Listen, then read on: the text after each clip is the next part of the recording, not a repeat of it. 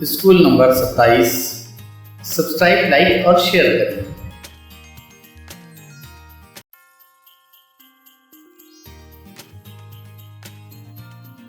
तीन उर्दू अल्फाज बगैर मिले हुए।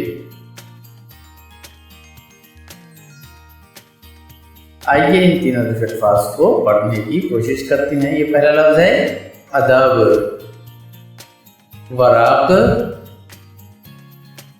अरब, दर्द,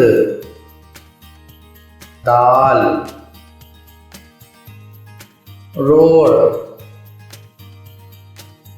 रात, वजन,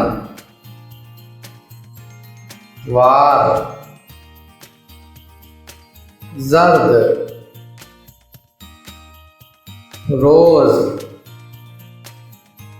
दर्स, डोल, दर्ज,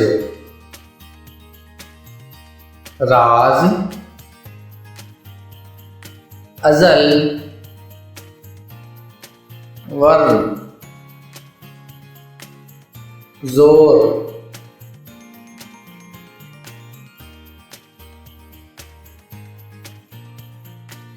आइए कुछ और अल्फाज देखते हैं। दान,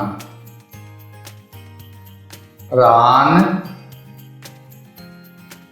राल, जरा, राग, दवा, राम,